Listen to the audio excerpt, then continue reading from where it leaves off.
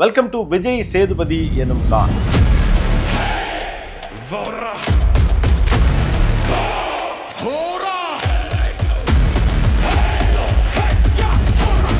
இப்போ விஜய் சேதுபதி எனும் நான் அப்படின்னா அவர் எந்த இடத்துல எவால்வ் ஆகி நிற்கிறார்? இன்னைக்கு விஜய் சேதுபதி யார்? எனக்குள்ள பல நான் இருக்காங்க. நான் ரொம்ப தாழ்வு மனப்பான்மையில் ஒருத்தன், ரொம்ப மோசமானவன், எல்லாத்துக்கும் வேற யாரும் மேலே பழி போட துடிக்கிற ஒருத்தன். இத்தனை பேரையும் அனுசரித்து இதெல்லாம் சேர்ந்தது நான் தான் வான்னு முன்னாடி கூட்டிகிட்டு போகிற ஒருத்தன். பேக் டு பேக் அடுத்து அதுவும் எல்லாம் big directors, big movie. How you manage? ஒன்றுமே இல்லாத இடத்துலேருந்து வந்ததுனால வறுமையை ஒழிக்கிறதுக்கு இல்லை வாழ்க்கையில் மேலே வர்றதுக்கு வேலையை தவிர வேறு எந்த வழியும் இல்லைன்னு நான் முழுசாக நம்புகிறேன். பிடிச்ச விஷயத்த செய்யணும்னு யோசிக்கிறீங்களா இல்லை பிடிச்ச விஷயத்த யோசிக்காமல் செய்யணும்னு யோசிக்கிறீங்களா? பிடிச்சிருக்கான்னு முதல்ல யோசிச்சுட்டு அப்புறம் அந்த வேலை நல்லா வரணும், நல்லா யோசிச்சு செய்கிறது. செஞ்சு முடிச்சதுக்கப்புறம் ரிசல்ட் என்னவாக இருக்குன்னு யோசிக்கிறது இல்லை. நம்மளை நேசிக்கக்கூடிய மனிதர்கள் நம்மை முழுமையாக புரிந்து கொள்ளுகிறார்கள் அப்படின்னு நம்ம நம்பலாமா? கருத்து முரண் இல்லாமல் எந்த ஒரு உறவு இருந்து வேஸ்ட்டு சார். அது வளர்ச்சிக்கு வழிவகுக்காது, ஆரோக்கியமாக இருக்காது. இந்த பாலிசியை நான் விடவே மாட்டேன் அப்படின்னா அது என்ன பாலிசி? இன்னொருத்தர் வீட்டு பிள்ளையோ இன்னொருத்தரையோ நம்ம கெடுக்கிறோன்னு வச்சுக்கோங்களேன், அது நம்ம வீட்டில் இருக்கவங்களை கெடுக்கிறதுக்கான சமம் அது. அதனால் அது கொஞ்சம் கவனமாக இருக்கணும்னு நான் எப்பயுமே நினைக்கிறேன். பணம் அவ்வளோ பெரிய தேவையெல்லாம் கிடையாது, பணம் ஒரு பொருட்டல்ல, இது மாதிரியான வார்த்தைகளை நீங்கள் எப்படி பார்க்குறீங்க?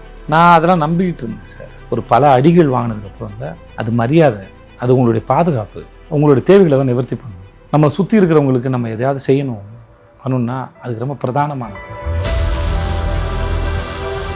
விருதுகள், பாப்புலாரிட்டி இதெல்லாம் இல்லாட்டியும் கூட இந்த சினிமா துறையில் நீங்கள் இருப்பீங்களா? நான் எப்பயுமே சொல்கிறதா, நான் இங்கே காசு சம்பாதிக்க தான் வந்தேன்னு உள்ள இருக்கேன். இங்கே வந்ததுக்கப்புறம் இந்த வேலை ரொம்ப பிடிச்சி போச்சு.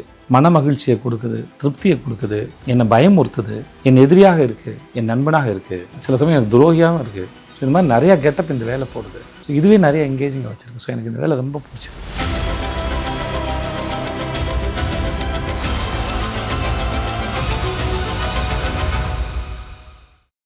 விஜய் சேதுபதி எனும் நான். Title sponsor Max Gold cash for gold, doctor Srivarma wellness, powered by SNS institutions Coimbatore and Cholan mess. Max Gold, Cash for Gold. Call 044-4545-4545. அனைத்து நோய்களுக்குமான குணம், ஆரோக்கியம் தரும் மருத்துவர்கள் டாக்டர் ஸ்ரீவர்மாஸ். வெற்றியாளரை விதைக்கும் மண் SNS, வெற்றியாளரை உருவாக்கும் மண் SNS, வெற்றியின் மண் SNS இன்ஸ்டிடியூஷன்ஸ் கோவை. எப்ப ட்ரை பண்ண போறீங்க? சோழன் மெஸ், அசோக் நகர், வேளச்சேரி, அண்ணா நகர், பெருங்குடி மற்றும் Paris corner. Welcome to Vijay Sethupathi எனும் நான். ஆக்சுவலாக அது பாட்காஸ்டாக இருக்குமா, உரையாடலாக இருக்குமா, இல்லை இன்டர்வியூ நடக்கிறது மறந்து நாங்கள் 2 பேரும் பேசிகிட்டு இருப்போமா அப்படின்னு எனக்கு தெரியல. இதில் எது நடந்தாலும் அது சுவாரஸ்யமாக இருக்கும் அப்படின்னு நான் நம்புகிறேன். தேங்க்யூ, ரொம்ப நன்றி உங்களுடைய நேரத்துக்கு. ஐ நோ தட் எவ்வளோ பேக் டு பேக் இன்டர்வியூஸ்க்கு நடுவில் டக்குன்னு டிசைட் பண்ணி ஒரு டைம் கொடுத்ததுக்கு ரொம்ப சந்தோஷம். உங்களை சந்திக்கல எப்பயும் மகிழ்ச்சி தான் சார். ரொம்ப மகிழ்ச்சி. ஆக்சுவலாக இந்த இன்டர்வியூஸ் கொடுக்குறதா இருக்கலாம், இல்லை வேலை பார்க்குறதா இருக்கலாம், பேக் டு பேக் அடுத்து இப்போ இந்த லிஸ்ட் ஆஃப் மூவிஸ் நான் எடுத்து வச்சுருக்கேன். இப்போ ட்ரெயின் வரப்போகுது, அப்புறம் தியாகராஜன் குமார் ராஜா பாக்கெட் நாவல், அப்புறம் அவங்க நண்பர் பாலாஜி தர்ணிதனோட ஒரு படம், அப்புறம் பத்தா அரசன் பண்ணுறீங்க. இது மாதிரி ஒரு 7-8 படம், அதுவும் எல்லாம் big directors, big movies. How you manage? எப்போதுமே நீங்கள் நிறைய படம் பண்ணுறவர் தான். இல்லை சார், இப்போ நான் ட்ரெயின் பண்ணி 1.5 வருஷம் ஆயிடுச்சு சார். 1 வருஷம் மேலே ஆயிடுச்சு சார். சில காரணங்களாக அது வேலை, சில காரணம் ரிலீஸு, இல்லை இன்னும் அது பின்னாடி வியாபாரம் சார்ந்த இருக்க இல்லையா, அந்த மாதிரி சிலது ஆகிடும் சார். அது மற்றபடி ஸ்லம்டாக் முடிச்சிட்டேன். அதுவும் பேசிகிட்டு இருக்காங்க. பத்தா இனிமேல் டப்பிங் தான் போகுது. இன்னும் பாக்கெட் நாவல் முடியல, அதுக்கு இன்னும் ஷூட் இருக்குது. மணி சார் படம் இனிமேல் தான் ஆரம்பிக்க போகிறோம். ஸோ எனக்கு எப்படினாலும் ஒரு படத்துக்கு இன்னொரு படத்துக்கு நடுவில் எனக்கு கேப் இருக்கும். பட் என்னன்னா, அது வர வேண்டிய சமயத்தில் வேறு ஏதாவது காரணத்தை தள்ளி போச்சுன்னா அது அப்படியே சேர்ந்து இருக்க மாதிரி தெரியும். ஸோ எப்போதுமே அது மாதிரி தான் இருந்திருக்கோ, சேர்ந்து நிறைய. இல்லை, அது ஒன்று காரணம். எனக்கு சார் எப்பயுமே தெரியல, நான் ஒன்றுமே இல்லாத இடத்துலேருந்து வந்ததுனால யார் என்ன சொன்னாலுமே எனக்கு ஒரு பயம் இருந்துகிட்டே இருக்கும். ஒருவேளை அந்த மக்களுக்கு நம்மளை திடீர்னு பிடிக்காமல் போயிடுச்சுன்னா, வேலையெல்லாம் போயிடுச்சுன்னா. ஏன்னா நம்ம ஒரு வேலை செஞ்சுட்ருப்போம், ஆனால் நமக்கு தெரியாமல் நம்மளை பற்றி வேறு ஒன்று பேசிக்கிட்டே இருப்பாங்க. நம்மகிட்ட திரும்பி சேரும்போது தெரியும், இதெல்லாம் பேசிகிட்டு இருக்காங்களா அப்படின்னு தெரியும். இது என்னையே கேட்டாலே தெரிஞ்சுப்பான்னு வேறு இருக்கும். ஸோ அதனால் இதெல்லாம் சார்ந்து ஒரு இன்செக்யூரிட்டி ஒரு காரணமாக இருக்கலாம். அப்புறம் எனக்கு வறுமையை ஒழிக்கிறதுக்கு இல்லை வாழ்க்கையில் மேலே வர்றதுக்கு வேலையை தவிர வேறு எந்த வழியும் இல்லைன்னு நான் முழுசாக நம்புகிறேன். அது அந்த வயசில் பதிஞ்சது இருக்குல்ல சார். அது வந்து அப்படியே இப்போதைக்கு அது போகல, நானே நம்பினாலும் எனக்கு அது போக மாட்டேங்குது. அதுதான் எனக்கு ஆச்சரியமாக இருக்குது. என்னென்னா இந்த இன்செக்யூரிட்டி, ஒருவேளை நம்மளை மக்கள் மறந்துடுவாங்களோ, நம்மளை பிடிக்காமல் போயிடுமோ, எல்லாம் பண்ணி ப்ரூவ் பண்ணியாச்சு. Okay, variety of genre, commercial movie, வேறு லாங்குவேஜஸில் மூவி, இப்போ ஸ்லம் டாகு, இவ்வளவு பண்ணியும் அதையும் உள்ளுக்குள்ளே எங்கேயோ ப்ரிக்கிங் இருந்துகிட்டே இருக்குது. தெரியல சார், அதான் சொல்கிறேனே சார். நான் வந்து காலேஜ் படிக்கும்போது வேலைக்கு போயிருக்கேன் சார். ஓகே, எனக்கு வேலை பார்க்க ரொம்ப பிடிக்கும். வடபழனி ஃபாஸ்ட்னு அங்கே போயிருக்கேன். அப்புறம் வந்து ஹை ஸ்டைலில் வேலைக்கு போயிருக்கேன். அப்புறம் வந்து டெலிஃபோன் பூத்தில் வேலைக்கு போயிருக்கேன். அப்புறம் வந்து இந்த காருக்கு வந்து இதெல்லாம் வந்து எல்லாம் ஒன்றா பண்ணல. இந்த தமிழ் படம் சிவா சார் மாதிரி ஆகிடுது அந்த மாதிரி இல்லை. ஒன்று ஒரு பீரியட் வேலை பார்த்துருப்பேன். அப்புறம் அது போயிருக்கோம், நான் ஒழுங்காக போயிருக்க மாட்டேன், ஏதோ ஒரு காரணம் இருந்திருக்கும், வேணான்னு தோணுக்கு விட்டுருப்பேன். பட் ஒரு சமயம் ஒரு வேலை பார்த்துருக்கேன். பட் ஆனால் ஏதாவது வேலை பார்த்துக்கிட்டே இருப்பேன். நான் எனக்கு பிடிக்கும். அது படித்து முடிச்சோன்னே அக்கௌண்ட்டாக வேலை போயிருந்தேன். அப்புறம் அங்கேருந்து அப்போ 2 வேலை பார்த்தேன். ஏன்னா வருமானம் பத்தலைங்கனால ரங்கராஜபுரத்தில் ஒரு டெலிஃபோன் பூத் வேலைக்கு போயிருந்தேன். அது 8 to 12. அங்கே போனால் ஒரு 1500 சம்பளம்.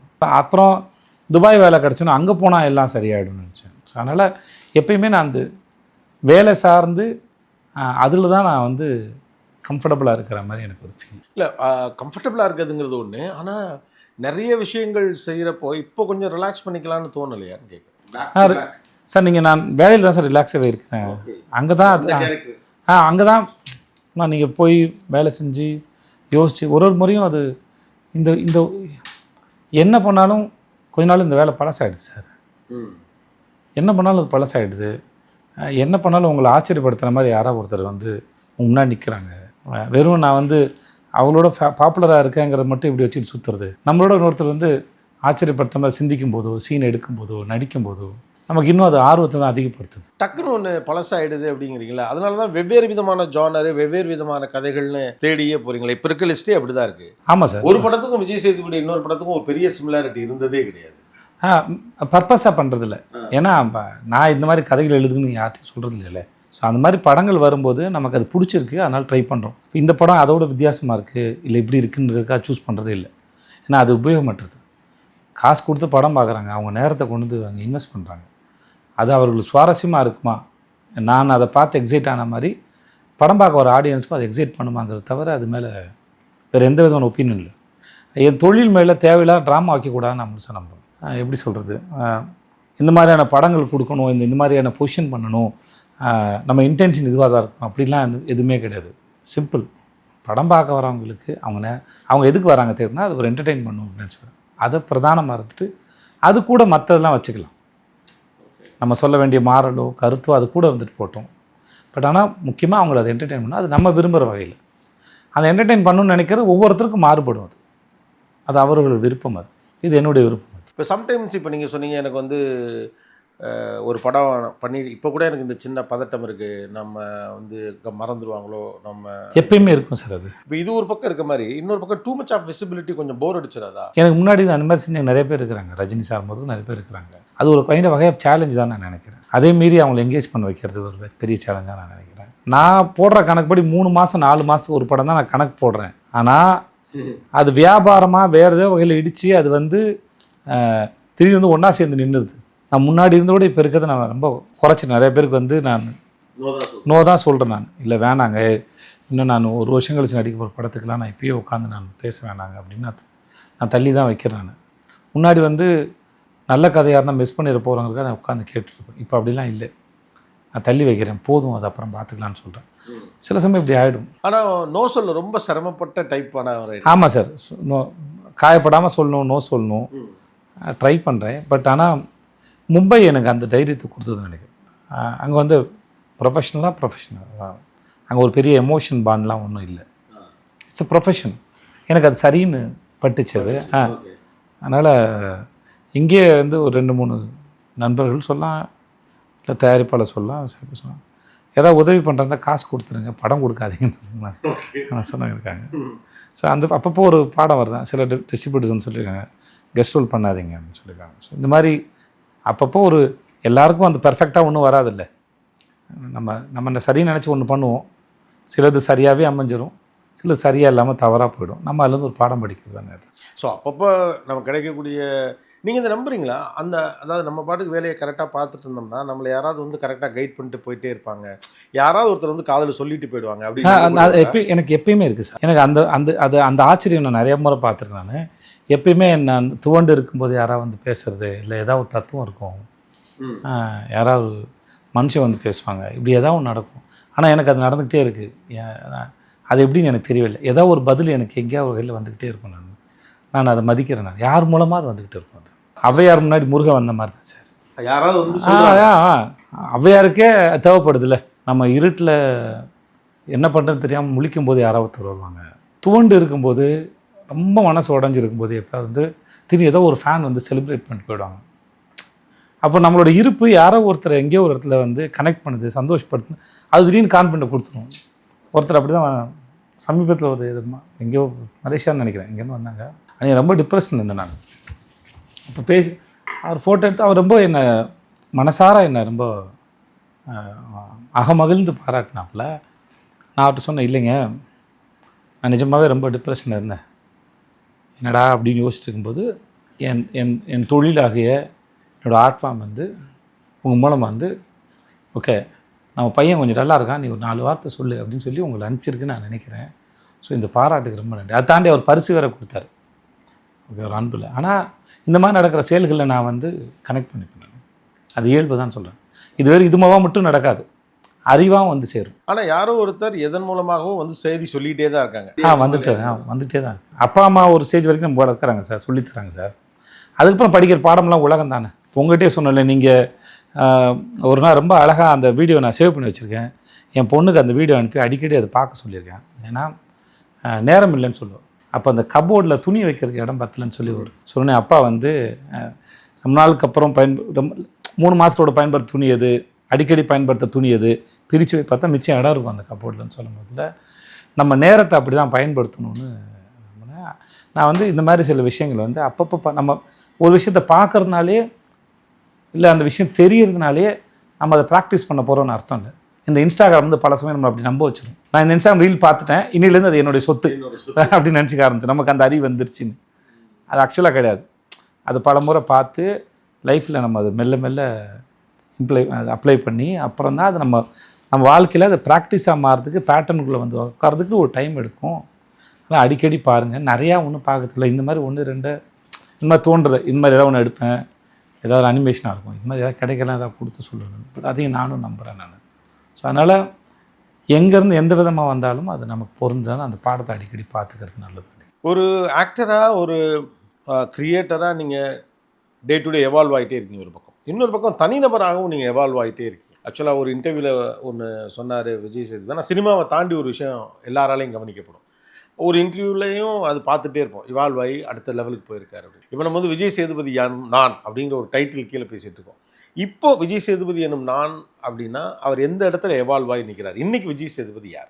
முதல்ல கொஞ்சம் பொறுமையாக இருக்கிறேன் சார் நான். ஓகே, கொஞ்சம் பொறுமையாக இருக்கேன். இப்போ முதல்ல சொன்ன ஸ்டேட்மெண்ட் ஆப்போசிட்டாக தெரியும். பட் ஆனால் முன்னாடி இருந்த சூழலோடு நான் இப்போ கொஞ்சம் பொறுமையாக இருக்கிறேன்.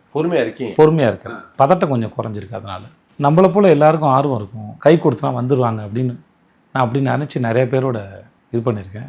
அது அப்படி இல்லைங்கிற ஸ்டேட்மெண்ட் வந்து இத்தனை வருஷம் கழிச்சு எனக்கு சமீபமாக தான் ஒரு 2 வருஷம் முன்னாடி புரிஞ்சிடுச்சு. ஆனால் ப்ராக்டிஸ் ஆகாமல் இருந்தது.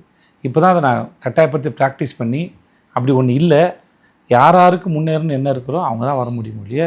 நம்மளாம் நினச்சா கொடுத்தா ஒன்றும் ஒருத்தர் வந்துட மாட்டாங்க மேலே. அது அவருடைய ஆர்வத்தில் தான் இருக்குது, நம்ம நினச்ச மாதிரி இருக்காது அப்படின்னு. அது பெத்த பிள்ளையாக இருந்தாலும் சரி, கூட நல்ல பழக நண்பர்களாக இருந்தாலும் சரி, அது அவர்களுடைய என்ன ஓட்டத்துலேயும் அவருடைய பிஹேவியர் தான் இருக்குது இல்லையா. நம்மளால் ஒன்றும் பண்ண முடியாத ஒன்று இருக்குது. அதாவது இப்போ நான் வந்து அவருக்கு செய்யணும்னு நினச்சி செய்கிறதுனாலே அவர் வந்துட முடியாது. இப்போ நான் எனக்கு அப்படி யாராவது கொடுத்து தான் நான் வந்தேன். அது கொடுத்தது இல்லை, நானாக எடுத்ததுன்னு எனக்கு புரிஞ்சது லேட் ஆகிடுச்சு. நான் நினச்சேன் அது கொடுத்ததுன்னு நினச்சிக்கிட்டேன். ஒரு விஷயம் வந்து எடுத்துக்கிறவங்க கெப்பாசிட்டியை பொறுத்தா இருக்குது. ஆமாம். அப்புறம் என்னுடைய ஃபார்மை நான் மாற்றணும்னு நான் நினச்சேன். அது சில கதைகளை ரிஜெக்ட் பண்ணும்போது எனக்கு இப்போ தான் அது தெரியுது. நான் மாறிட்டு வரேன். ஒரு 5 வருஷமாக வந்து அந்த என்னோட அது எப்படி சொன்னால் புரியும் எனக்கு தெரியல. என்னோட எக்ஸிஸ்டிங் ஃபார்ம் ஆஃப் டூயிங் ஃபிலிம்ஸோ இல்லை அது ப்ரெசென்ட் பண்ணுற விதமோ பார்த்தா உங்களுக்கு பெரிய மாற்றமாக தெரியக்கூடாது. ஆனால் நான் மாறி இருக்கணும். உங்களுக்கு பழைய விஜய் சேதுபதி மொத்தமாக மாறவும் கூடாது, ஆனால் மாறி இருக்கணும். அது வேற ஒரு ஃபார்முக்கு போகணும். ஸோ அதை படிச்சுக்கிட்டு இருக்கேன், அப்ளை பண்ணிக்கிட்டும் இருக்கிறேன். மேபி அது கொஞ்ச நாளில் தெரியலாம், எனக்கு தெரியாது. ஆனால் நான் அதை ப்ராக்டிஸ் பண்ணுறேன். ஸோ நேற்று நான் அப்சர்வ் பண்ண நபர்கள்லேருந்து வேற ஒரு நபர்கள்ட்ட வந்து நான் மாற்றுறதுக்கு உண்டான நபர் யார் மாதிரி எந்த மாதிரியான வேலையை நான் மாற்றணும்னு நினைக்கிறனோ அந்த மாதிரி நபர்களை வந்து புரிஞ்சுக்க ட்ரை பண்ணுறேன். இப்போது நீங்கள் வந்து ஒரு பக்கம் ஆக்டர்னாலும் இன்னொரு பக்கம் ப்ரொடியூசர்ஸுடைய லாஸ் வந்து தமிழ் சினிமாவில் எப்போதுமே பேசப்பட்டு கொண்டே இருக்கும். அவங்க வெவ்வேறு மாதிரி லாஸ் பண்ணுவாங்க. பெரிய படம் பண்ணணும்னு பண்ணி லாஸ் பண்ணவங்க இருப்பாங்க, இந்த படத்தை பண்ணனியா அப்படின்னு தெரிஞ்சே லாஸ் பண்ணுறது அப்படின்னு இருப்பாங்க. ஒரு ப்ரொடியூசருடைய பொசிஷன் இன்றைக்கி தமிழ் சினிமாவில் எப்படி இருக்கு? முதல்ல இது 2-3 விதமாக சொல்லலாம் சார். ஒன்று வந்து நீங்கள் ஒரு நீங்களாக இருக்கிறதுக்கு ஒரு சில தகுதிகள் உங்களை தயார்படுத்திக்க வேண்டிய தேவை இருக்கிற மாதிரி ஒவ்வொரு தொழிலுக்கும் ஒன்று இருக்குது சார். இன்னும் பணம் இருக்குனாலே ஒருத்தர் ப்ரொடியூசர் ஆகிடவே முடியாது சார். எங்கிட்ட நிறைய பேர் வருவாங்க சார், பெரிய இன்வெஸ்டர் வரான்னு சொன்னாங்க. நான் வந்து மோஸ்ட்லி மறுத்துருவேன் சார். அவர்களுக்கு சினிமா தெரியாமல் பணம் இருக்கனால ஒருத்தரோட படம் பண்ண முடியாது. அனுபவம் உள்ள ப்ரொடியூசர்கிட்ட கொஞ்சம் சம்பளத்தை குறைச்சி கூட நடிச்சிடலாம். இவங்க மொத்த பணமும் தரேன்னு சொன்னால் கூட அவங்களோட நான் வேலை செய்ய மாட்டேன். ஏன்னா அது படம் எப்படி வருமா, இவங்க என்ன பண்ணுவாங்க, இவங்களுக்கு அந்த வழக்கமாக அந்த சினிமாவில் இருக்க தயாரிப்பாளருக்கு உண்டான பொறுப்பு அவருக்கு இருக்குமான்னு எனக்கு சந்தேகம் இருக்கும். அதில் மோஸ்ட்லி நான் அப்படி யார்ட்டையும் எனக்கு தெரிஞ்சு பண்ணலன்னு நினைக்கிறேன். அதனால் ஒருத்தருக்கு அந்த மாதிரி பண்ணேன், நான் எனக்கு நல்லா அது பேக் ஃபேர் ஆச்சு. அவர் ஆர்வமாக தான் இருந்தார். நான் வந்தோடனே அவர்கிட்ட சொன்னேன், நான் என்ன படம் முடிச்சதுக்கப்புறம் சொல்கிறேன் உங்களுக்கு. நான் சொன்னேன், ஆனாலுமே அவருக்கு சினிமாவில் இருக்க பிரச்சனையெல்லாம் சொல்லி முடிச்சு வேணான்னா இப்பயே போயிடுங்க, படம் பண்ணிகிட்டு இருக்கும்போது பாதியில் போயிடாதீங்க. ஏன்னா வியாபாரமாக நீங்கள் சந்திக்க போகிற நபர்கள் அவர்கள்லாம் உங்களுக்கு நேர்மையாக இருப்பாங்களான்னு தெரியாது. நாளைக்கு ஒரு பக்கம் பணம் போட்டதுக்கப்புறம் உங்களுக்கு பயம் வந்து நிப்பாட்டிங்கன்னா இந்த படத்தை நாங்கள் வேறு யாரையும் வச்சு எடுக்க முடியாது, படம் ரிலீஸும் பண்ண முடியாது. ஏன்னா இது எடுத்தவர் யார், இது மேலே ஏதாவது கடன் வாங்கிட்டாரா, படம் ரிலீஸ் ஆகும்போது ஏதாவது பிரச்சனை வருமானு நினச்சி பயந்துட்டு இந்த படத்தை எடுக்க யாரும் வரமாட்டாங்க. சொன்ன முன்னாடியே போயிடுங்கன்னு வேறு சொன்னேன். இல்லை அவர் கூட இருந்தார். ஆனால் அவர் படம் நாங்களாம் முடித்தோடனே அவர் ஆளே மாறிட்டாப்புல, எங்களுக்கே அது தெரிஞ்சது. ஸோ அதனால் வெறும் இன்வெஸ்டர்ஸ் மட்டும் வந்தால் அவங்களுக்கு பண்ண மாட்டேன். ஸோ இந்த தொழிலில் தேர்ந்த புரிஞ்ச வியாபாரம் தெரிஞ்ச ஒரு ப்ரொடியூசராக இருக்குது நல்லது. அவருக்கு இந்த வியாபாரம் நல்லா தெரியும், எப்படி கொண்டு போகணுன்னு தெரியும். இந்த ஓடிடிலாம் வந்ததுக்கப்புறமா இப்போ அவர்கள்ட்டையும் கதை சொல்லி அதை ஓகே பண்ண வேண்டிய தேவை இருக்குது. அப்புறம் இப்போ இன்னும் பெரிய படமாக போச்சுன்னா ரிலீஸ் டேட்டு அவங்களோட சேர்ந்து கலந்து பேசி தான் ஃபிக்ஸ் பண்ணப்படுது. இப்போ ரிலீஸ் ஆகணும்னு சொல்கிறாங்க. இதில் ஒரு பெரிய சட்ட சிக்கல் இருக்குது. இது வந்து இப்படி வச்சுக்கோங்களேன், ஒரு பரிணாம வளர்ச்சிக்கு ஏற்ற மாதிரி எல்லாரும் அதுக்கேற்ற மாதிரி மாற வேண்டியது இருக்குது. இப்போ இது வேறு ஸ்கோப்பில் இருக்குல்ல. முன்னாடி க்ரீன் மேட்னு ஒன்று கிடையாது, இப்போ க்ரீன் மேட் நடிக்கிற இடத்துக்கு வந்துட்டாங்க. ஒருவேளை நாளை பண்ண சினிமா வந்து இப்போ இந்த யூடியூப்பில் வீடியோ ஷார்ட்ஸ் ரீல்ஸ் பண்ணுற மாதிரி டெக்னாலஜி ஒரு நல்லா வளர்ந்துருச்சுன்னு வச்சுக்கோங்களேன். பாகுபலி மாதிரி படத்தை உங்கள் வீட்டில் ஒரு பெட்ரூம்லேயே எடுக்க முடிகிற அளவுக்கு வர முடியுதுன்னு வச்சுக்கோங்களேன். வரலாம்ல. அப்படி வந்துச்சுன்னா நாளைக்கு அந்த கட்டத்துக்கு போனால் கூட நடிகனாக இருக்கிறவங்க யாராக வேணால் இருக்கட்டும், அதுக்கும் தயாராக இருக்க வேண்டிய தேவை இருக்குது. அதே போல் தயாரிப்பாளர்களும் காலத்துக்கு ஏற்ற மாதிரி மாறிட்டு இருக்குன்னு அப்டேட் பண்ணிக்கிறதும் மாற வேண்டிய தேவை இருக்குதுன்னு நினைக்கிறேன். நான் படம் பண்ணுறேன், நான் படம் பண்ணும்போது எனக்கும் அதுதான் பிரச்சனை, நாங்களும் அதை தான் ஃபேஸ் பண்ணுறோம். அப்புறம் வழக்கமாக சில பிரச்சனைகள் இருக்குது, அதை நான் எப்பவுமே சொல்லுவேன். அதெல்லாம் சொல்லி பிரயோஜனம் இல்லை சார்னு. அந்த பிரச்சனைகளை எப்பவுமே கையாண்டு தான் ஆகணும் உங்களுக்கு. அது வந்து பார்ட் அண்ட் பார்சல் மாதிரியே இருக்குது. ஆமாம், அதுக்குள்ளேயே இருக்குது, அந்த வியாபாரத்துக்குள்ளேயே இருக்கிறது. அதுக்குள்ளே இருக்க சட்ட சிக்கல், உங்களுக்கு வரக்கூடிய கணக்கு வழக்குகள், இந்த மாதிரி ஒரு பெரிய ஒரு அரசியல் மாதிரி தான் அது. ஸோ அந்த சட்ட சிக்கல்கள் எப்பவுமே இருக்கும். ஒரு தயாரிப்பாளர் இருக்க வேண்டியது அதை ஹேண்டில் பண்ணி தான் ஆகணும், நானாக இருந்தாலும் சரி யாராக இருந்தாலும் சரி. அதனால தான் நான் வேண்டிக்கிட்டே இருக்கேன். நம்ம தமிழக அரசு தான் ஏற்கனவே சொன்ன மாதிரி தமிழக அரசு வந்து ஒரு ஓடிடி ஆரம்பித்தாங்கன்னா இந்த தொழில் வெறும் நடிகர் இயக்குனர் மட்டும் சார்ந்தில்லை, நிறையா குடும்பங்கள். இப்போ நம்ம 2 பேர் பேசுகிறோம், ஆனால் இங்கே ஒரு 10 பேர் தேவைப்படுற மாதிரி ஒரு சினிமா செட்டுக்கு ஒரு 100 பேர் தேவைப்படுவாங்க, 100-200 பேர் தேவைப்படுவாங்க. ஜூனியர் ஆர்டிஸ்ட் இருக்காங்க, படம் ரிலீஸ் ஆகிற தேட்டரு அப்படின்னு ஒரு பெரிய நிறைய பேர் சேர்ந்துருக்காங்க. வெறும் பார்க்கும்போது வெறும் மேலே இருக்கிற உச்ச நடிகர்களையோ இயக்குநர்களோ மட்டுமா தெரிவாங்க, மற்றவங்க கண்ணுக்கு தெரிய மாட்டேங்குது. எல்லா படங்களுக்கும் அந்த விசிபிலிட்டி கிடைக்கிறதில்ல, தியேட்டர் கிடைக்கிறதில்ல, ஓடிடிலையும் அவங்களுக்கு அங்கீகாரம் கிடைக்கிறதில்ல. அப்போது தமிழக அரசு அது வந்து ஒரு ஓடிடி ஒன்று பிளாட்ஃபார்ம் ஆரம்பித்தாங்கன்னா அதுக்கு அது தேர்ந்த வியாபாரம் சார்ந்தவங்களை வச்சு என்ன பர்சன்டேஜ் கொடுக்கலாம், எப்படி இதை எடுத்துகிட்டு போகலான்னு அதை உட்காந்து அனலைஸ் பண்ணாங்கன்னா பண்ணால் நல்லாயிருக்கும் அப்படின்னு என்னுடைய இது. ஒரு கேரக்டரை, ஒரு பர்சனாலிட்டியை அவர் திரை உலகத்துக்குள்ளே வந்தப்போ பார்க்குறது மாதிரி ஒரு 5-6 வருஷத்துக்கு அப்புறம் அப்படி பார்க்க முடியாது. கொஞ்சம் மாறி இருப்பாங்க, இயல்பாகவே அது நடப்பு தான். ஓகே, ஆனால் எப்படி நீங்கள் வந்து டே ஒன்லேருந்து எப்படி அப்ரோச்சபிளோ அல்லது எப்படி கேஷுவலாக பேசுகிறதோ அதே இதிலே எப்படி மேனேஜ் பண்ணுறீங்க? அது மேனேஜ் பண்ணுறீங்களா இல்லை அதுதான் விஜய் சேதுபதியை? சார் மேனேஜ் பண்ண நேரம் நீங்கள் என்ன கண்டுபிடிச்சிருப்பீங்க சார்? அதான் கேட்குறேன். இல்லை, ஒரு அவார்ட் ஃபங்க்ஷனில் எங்கேயோ நான் பார்த்தேன், யாரோ ஒரு லைட் மேனாக யாரோ கிராஸ் பண்ணாப்புல, அவர் நீங்கள் கவனிக்காமல் போகல அப்படின்னு அங்கேயே கூடுவீங்க. ஓகே, அவன் என் கூட வேலை செஞ்சுருப்பான் சார். அதான் ஒரு 50 நாள் இருந்திருப்பான், அவனை ஏதாவது சொல்லியிருப்பேன் இல்லை பேசியிருப்பேன். இப்போ எல்லாரும் ஞாபகத்தில் இருக்காது, ஆனால் பேசியிருப்பேன், பழகியிருப்பேன். அவனுங்க ரொம்ப முக்கியம் தானே. அவங்களாம் இல்லாமல் நான் எங்கே படம் எடுக்கிறது.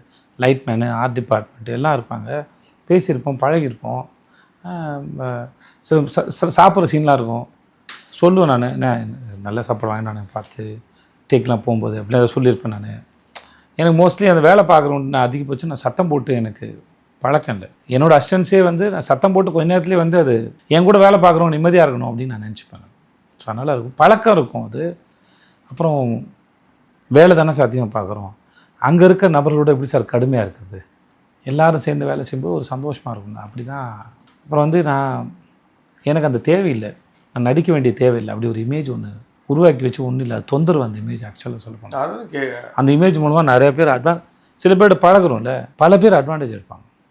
அது பெரிய தொந்தரவாக தான் இருக்கும். ஆனால் இது என்னோடய இயல்பு, நான் என்ன பண்ணட்டும் எனக்கு தெரியல.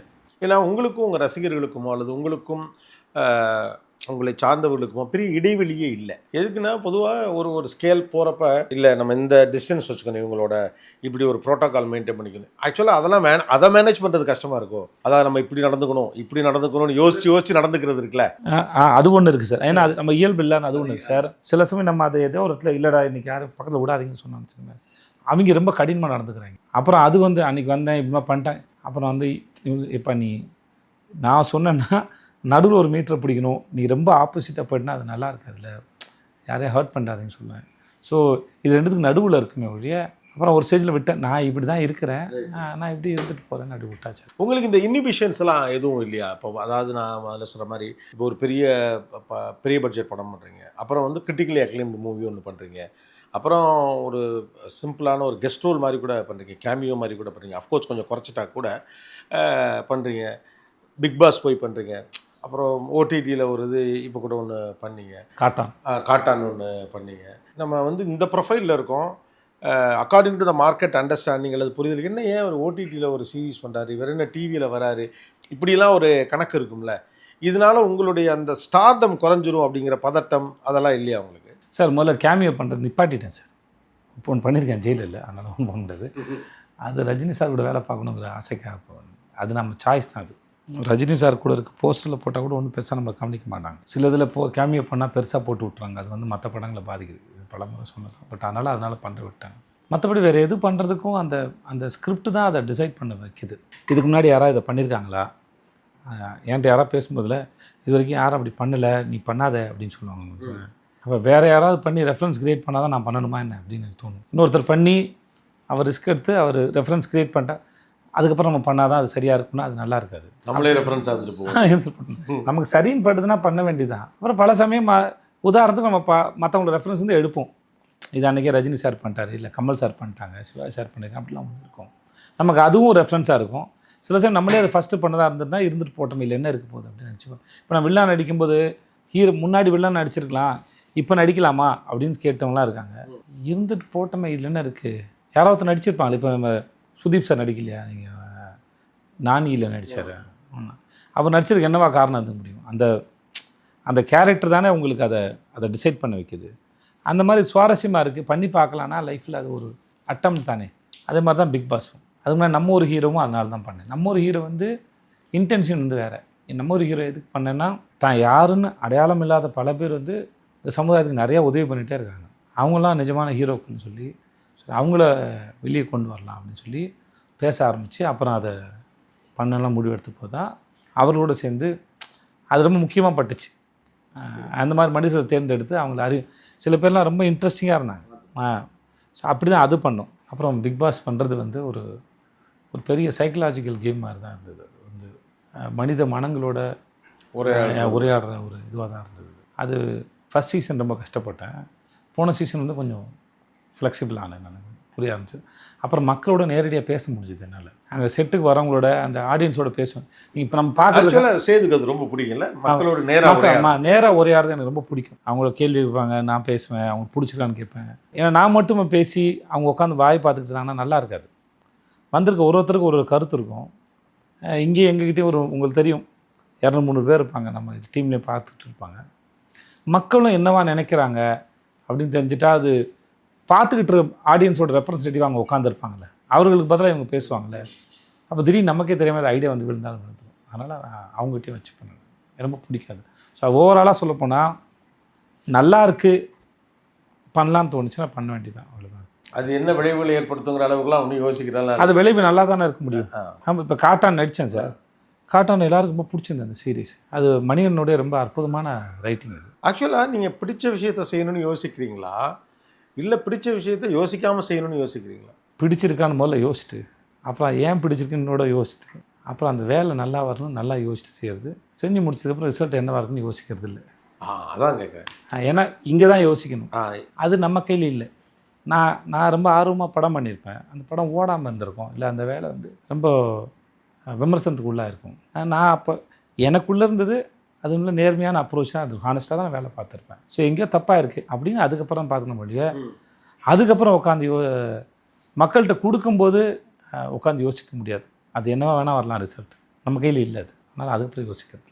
நீங்கள் இப்போ சில படங்கள் பண்ணுறப்ப உங்களுக்கே தெரியும் தானே, இந்த படம் கமர்ஷியலி ஹிட் ஆகாது, ஆனால் நமக்கு நல்ல பேர் எடுத்து கொடுக்கலாம், அல்லது ஒரு நல்ல இம்பாக்டை க்ரியேட் பண்ணும் அப்படின்னு சொல்லிட்டு. ஏன்னா ஒரு இண்டஸ்ட்ரிக்குள்ளே இருக்கிறவர் என்டர்டெயின் பண்ணுறதுக்கான ப்ரொஃபஷனலிசத்தை லேர்ன் பண்ண ஒருத்தருக்கு தெரியும் இல்லையா?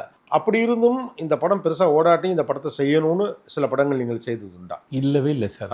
உண்மை. நீங்கள் ஏதாவது ஒரு படத்தை கூட மென்ஷன் பண்ணுங்களேன். நீங்கள் சீதக்காதி சொல்லுங்கள். சீதக்காதி சொல்லுங்கள். நம்ம ஆரஞ்சு மிட்டாய்ன்னு நினைக்கிறேன். ஓகே, ஆரஞ்சு மிட்டாய் இது மாதிரி. அதாவது சில படங்கள்லாம் வந்து ரொம்ப பியூட்டிஃபுல்லாக இருக்கும், பின்னால் உட்காந்து ஓடிடியில் பார்க்கலாம் வாவ் அப்படின்னு தான் இருக்கும், ஆனால் ஒரு நல்ல கமர்ஷியல் ஹீரோக்கு உண்டான படமாக இருந்திருக்காது. ஸோ அது என்ன பாயிண்ட் ஆஃப் வியூலேருந்து நான் நம்புகிறேன் அந்த படம்லாம் ஓடுன்னு. நான் நம்புகிறேன் தான் சார். ஆரஞ்சு மிட்டாய் வந்து ரொம்ப அழகான எமோஷனல் ஃபிலிம் சார். அப்போ நான் தான் எழுதுனேன். வேறு கதை அவரோட ஸ்க்ரீன் பிளே நானும் அவர் சேர்ந்துலாம், டைலாக் மொத்தமாக நான் தான் எழுதுனேன். எனக்கு அந்த படம் ரொம்ப பிடிக்கும். இப்பயும் அந்த படத்துக்கு நிறையா ஃபேன்ஸ் இருக்காங்க. அது அதுக்கப்புறம் லேட்டாக பார்த்து புரிஞ்சவங்க நிறைய பேர் இருக்காங்க இல்லையா? ஆனால் அந்த படம் ரொம்ப நல்ல படம். நான் நினச்சேன் அந்த படம் ஓடும் தான் நினச்சேன். சீதக்காதி வந்து ரொம்ப இன்ட்ரெஸ்டிங்கான சப்ஜெக்ட். அது சில சமயம் அப்படி ஆகிடுது. ஆனால் அந்த படம் எனக்கு ரொம்ப பிடிச்சிருந்தது. அந்த கதை என்ன மிஸ் ஆச்சுன்னு எனக்கு தெரியல. அது வரைக்கும் சொல்லப்படாத ஒரு படம். அது ஒரு ஆர்ட் ஃபார்மோட ரெப்ரசன்டேட்டிவாக ஒரு ஆர்டிஸ்ட் ஆகிடுறான். அப்புறம் அவன் வந்து எல்லாருக்கிட்டையும் யாராக அது தேவைப்படுறவங்கிட்ட போகும்போது கடைசியில் எங்கேயோ ஒரு இடத்துல யார் மேலே இறங்குது, ஒரு கிராமத்தில் இருக்க ஒரு பையன் மேலே இறங்குதில்ல. அப்படி தான் நான் கலை என்பது. இப்போ எங்கேயோ இருந்த என் மேலே அது ஆசீர்வதிக்க போய் தான் நான் இருக்கிறேன். நாளைக்கு யாராவது ஒருத்தர் வருவாங்க, அவர்கள் மேலேயும் அது இறங்கும். அது தராதரம் பாரபட்சம் பார்க்காம இந்த வீட்டு பையன் அந்த வீட்டு பையனை பார்க்காம யாரோ ஒருத்தர் இந்த ஆர்ட் ஃபார்ம் வந்து ஆசீர்வாதம் பண்ணுது, கலைத்தாய் வந்து ஆசீர்வாதம் பண்ணுது, அதன் வழியாக அவங்க முன்னாடி வராங்கல்ல. அப்படிப்பட்ட ஒரு அற்புதமான தத்துவத்தை பேசுகிற ஒரு படமாக தான் நான் அதை பார்த்தேன். So it's beautiful film. அந்த படம் பார்க்குறவங்களுக்கு போர் அடிக்காமல் அது போகும் நான் நம்பினேன். இன்னும் கேட்டால் நார்த்தில் நிறைய பேர் அந்த படத்தை பார்த்துட்டு சார் செம்ம படம் சார்னு சொல்லுவாங்க. நான் நம்பினேன். எல்லா படமும் ஓடுன்னு நினச்சி தான் பண்ணேன். கடைசி விவசாயம் செம்மையாக போகும்னு நினச்சி தான் பண்ணேன். நான் எனக்கு படம் கேட்டதுலேருந்து அந்த படம் வந்து செம்ம படம் அது. ஆனால் அது இப்படி ஒரு பேக் ஃபயர் ஆகும், இல்லை மக்கள் வந்து தியேட்டருக்கு வர்றதுக்கு கஷ்டப்படுவாங்கன்னு எதிர்பார்க்கல. ஆனால் ஓடிடியில் பார்த்து கொண்டாடிட்டாங்க. ஆக்சுவலாக இப்போ விஜய் சேதுபதி நடித்து கமர்ஷியல் ஹிட் ஆகாத படங்களுக்கு சொல்லப்படுற கமெண்ட் வந்து சூப்பர் படங்கிறது தான். செம்ம படம், யூ மஸ்ட் வாட்ச் அப்படின்னு சொல்லப்படக்கூடிய படங்களாக மஸ்ட் வாட்ச் சொல்கிறாங்கல்ல சார். அந்த மஸ்ட் வாட்ச் இப்போ கடைசி வயசுல எல்லாரும் விமர்சனம் பண்ணுற எல்லாருமே ரொம்ப நல்லாருன்னு சொன்னாங்க. ஆனால் தேட்டருக்கு வரல. அவங்களுக்கு வேறு ஏதோ காரணம் வந்திருக்கலாம், இல்லை நானும் மணி பேசிட்டு இருக்கும்போது டைட்டில் ஒரு காரணமாக இருந்திருக்கலாம், ரொம்ப சோகமான படமாக இருக்குன்னு யோசிச்சிருக்க வாய்ப்பு இருக்குது, என் லுக்கு ஒரு காரணமாக இருந்திருக்கலாம். இந்த இப்போ நீங்கள் சொல்கிறீங்களே எக்ஸ்பீரிமெண்டல் ஃபிலிம்ஸாக தெரிஞ்சிருக்கணும். ஆக்சுவலாக அது வந்து படம் என்ன சார், உங்களுக்கு படம் பார்க்க வரீங்க, நான் உங்களுக்கு போர் அடிக்காமல் அந்த படம் நகர்ந்து போனாலே அந்த படம் சுவாரஸ்யமான படம் தானே. இப்போ அதை பார்க்க ஆட்கள் வருவாங்க. அப்படி நினச்சி தான் அது ஒரு படத்தையும் அப்ரோச் பண்ணுறது. மிஸ் ஆகிருந்தால் அது ஏதோ வகையில் மிஸ் ஆகிருக்கு. சில படம் கமர்ஷியலாக பண்ணியிருப்பேன், அதுவும் ஓடாமல் போயிருக்கு. அப்படி படங்களும் போயிருக்கு, ஓடாமல் போயிருக்கு. ஆமாம். ஆனால் எல்லா படமும் மக்கள்கிட்ட அது நல்லபடியாக பேசக்கூடிய படமாக போய் சேரும் நம்பி தான் அதை பண்ணுறேன் நான். ஓகே, உங்களுக்கு இன்ன வரைக்கும் இத்தனை நாளில் என்னுடைய படம் எல்லா படமும் ஓடினதில்லை. ஆனால் அதையெல்லாம் தாண்டி நான் இன்னமும் இங்கே இருக்கிறேன் அப்படின்னா அந்த எல்லா படங்களும் சேர்ந்து தான், வெறும் ஓடின படங்கள் மட்டும் சேர்ந்து இல்லைன்னு நினைக்கிறேன். லைஃபை கூட இப்படி தான் எடுத்துக்கணும்னு நினைக்கிறேன்ல. நம்மளுடைய சக்ஸஸ் மூமெண்ட்ஸ் மட்டும் நம்ம பத்திரமா வச்சுக்கலாம். நம்ம எல்லாம் சேர்ந்து தான், அந்த நம்ம சுற்றி இருக்கிற நமக்கு நடந்த ஏற்பட்ட நன்மையும் தீமையும் சேர்ந்து தான் நம்மளுடைய அனுபவமே ஒழிய, அதுதான் நம்மளை இன்றைக்கி ஒரு இடத்துல வச்சுருக்க ஒழிய வெறும் நன்மைகள் மட்டுமே கணக்கு போட்டு. இப்போ நம்மளோட யாரோ நம்ம உறவில் இருக்கிறோம், நண்பர்களையோ உறவில் இருக்கணும்னு வச்சுக்கோங்க, அவர்கள் நம்மளுடைய குட் அண்ட் பேட் ரெண்டுத்தையும் ஏற்றுக்க போய் தான் நம்ம அவங்களோட உறவில் இருக்குமே ஒழிய, அவங்க வெறும் நம்ம குட்டை மட்டும் பார்த்தா நமக்கு அவங்க கூட இருக்கும்போது பயம் வர ஆரம்பிச்சிடும். எனக்காக நம்மளோட அந்த சைடு தெரிஞ்சால் என்ன ஆகுமோன்னு சொல்லி பயம் வர ஆரம்பிச்சிடும். ஸோ அந்த ரெண்டும் சேர்ந்து இருக்கிறது தான் அந்த உறவையும் பலப்படுத்துது, வாழ்க்கையும் அதான் முக்கியமானதாக படுது, தொழிலுக்கும் அது ரொம்ப முக்கியமானது. அப்போது இன்றைக்கி இருக்க காலத்தில் நண்பர்கள் கூட்டத்தில் முன்னாலெல்லாம் பார்த்தோன்னா உங்கள் செட்டு வரைக்குமே கூட எனக்கு ஒரு செட்டு ஜூனியருங்கிறதுனால சொல்கிறேன். நம்ம குரூப்பில் ஒரு 5 பேர் இருப்பான். அதில் ஒருத்தர் நம்மளை கண்டிச்சுக்கிட்டே இருப்பான். ஆனால் அவனும் நம்ம குரூப்பில் இருப்பான். அவனை கிரிக்கெட்டில் சேர்த்துக்க தான் செய்வான். அவனை விட்டுட்டுலாம் சினிமாவுக்கு போயிட மாட்டோம். இன்றைக்கி ஃப்ரெண்ட்ஸ் ஆஃப் கன்வீனியன்ஸ், என் கருத்துக்கு உடன்படாதவர்களோடு நான் இணைந்திருக்க முடியாது, அவனை கொஞ்சம் தள்ளி வைப்பேன் அப்படின்னு நகர்த்துறது இருக்குல்ல. ஏன்னா நீங்கள் சொல்கிறீங்க அனுபவம் என்பது இது எல்லாமும் சேர்ந்ததாகத்தான் இருக்கும். அப்போ தான் அந்த இருப்பு இருக்கும். அப்படி இப்படி எனக்கு உகந்த மனிதர்களோடு மட்டுமே நான் பயணிப்பேன் என்ற இடத்தை நோக்கி ஒரு சமூகம் நகரும்னா அது எவ்வளோ பெரிய ஆபத்து. தெரியல, நமக்கு அந்த மாதிரி நண்பர்கள் இருந்திருப்பாங்க. ஆனால் ஒரு காலகட்டத்துக்கு அப்புறம் நம்ம ஒரு 30-35 வயசுக்கு மேலே நம்ம அது அவங்ககிட்ட விலகி வந்திருப்போம். அது ஒரு டாக்ஸிக்காக இருந்தால் விலகி இருப்போம். நமக்கு அது எப்பயுமே இருக்குன்னு தான் நான் நினைக்கிறேன் சார். ஏன்னா இப்போ நான் உங்ககிட்ட ஒன்று பேசுகிறேன், ஏன்னா இது புதுசாக நான் பார்க்கல சார். ஒரு 5-6 பேர் இருக்கிறோன்னு வச்சுக்கோங்க சார். நீங்கள் சொன்ன மாதிரி ஒருத்தன் கண்டிக்கிறான்னு வச்சுக்கோங்க சார். 5-6 பேர் கூட இருப்போம் சார். நம்ம கருத்து ஒத்து போகாத ஒருத்தன் இருப்பாங்க சார். அவன்கிட்ட எப்போ நம்ம வந்து ஒன்று அவனோட பேசுகிறத தவிர்த்துருவோம். அவனும் இருப்பான், நம்ம பர்சனல் கட்டப்பட்டதுக்குள்ள இருக்க மாட்டான். 5-6 பேரில் யாரோ ஒருத்தருக்கு நம்ம ரொம்ப நெருக்கமாக இருப்போம். அது இயல்பு, ரைட்டு. அவனோட ரொம்ப க்ளோஸாக இருப்பான். இப்போ நீங்கள் சொல்ல வச்சுப்பாங்க. நானே எனக்கு இது மாதிரி நிறைய ஃப்ரெண்ட்ஸ் இருந்திருக்காங்க, நிறைய பேரோட பேசியிருக்கேன், பழகிருக்கேன். ஆனால் சில பேரை ஒரு கட்டத்துக்கு மேலே உள்ளே விட்டதில்லை நான். அவருக்குள்ளே நானும் போக முடியாது, நானும் போக மாட்டாங்க. சில பேரை பார்த்து சொல்லியிருக்கேன் நான், எத்தனை வருஷம் பழகினாலும் நீ எண்ணெயும் தண்ணி தாண்டா அப்படின்னு சொல்லியிருக்கேன். நீங்கள் அவங்கள்ட்ட எவ்வளோ நெருக்கமாக பழகினாலும் எண்ணெயும் தண்ணி தான் ஒட்ட மாட்டாங்க. ஏன்னா சில பேர் ஒட்டவே ஒட்டாது, அது நமக்கே தெரியும். அது கருத்து முரண்பாடு மட்டும் காரணம் இருக்காது. அவர்கள் பல விதத்தில் ஒட்டாமல் இருந்திருப்பாங்க. கடைசியில் அவங்களோட நம்ம தேவையான டிஸ்கஸ் கூட பண்ண முடியாது. இப்போ சில பேரோட முன்னாடி நெருக்கமாக இருந்திருப்பாங்க. இப்போ சில பேரோட பேசும்போது அவங்களுக்கு ஏதோ வகையில் நம்மளை பிடிக்காமல் போயிடுது. நம்ம இவ்வளோ பெரிய ஆளாக இருக்கிறதுனாலையான்னு தெரியல, ஏதோ வகையில் நம்மளை பிடிக்காமல் போயிடுது. நான் அந்த மாதிரி சில பேர்ட்டு இப்போ டிஸ்கஷன் வச்சுக்கவே முடியல. ஏன்னா அவங்க எல்லாத்துக்கும் தப்பாக நினச்சி சண்டைக்கு தான் வராங்களே ஒழிய, எல்லாம் தெரிஞ்ச மாதிரி பேசுகிறேன். ஐயோ நான் எல்லாம் தெரிஞ்ச மாதிரி பேசலடா, நான் டிஸ்கஷன் வச்சுக்கிறேன், தெரிதா உனக்குன்னு கேட்குறேன். நான் ஆர்குமெண்ட், ஆனால் அவங்க அதை ஆர்குமெண்ட்டாக மாற்றுவாங்க. நமக்கு ஒரு ஸ்டேஜுக்கு மேலே நமக்கு தோணும், இதுக்கப்புறம் இது வேலைக்காகாது.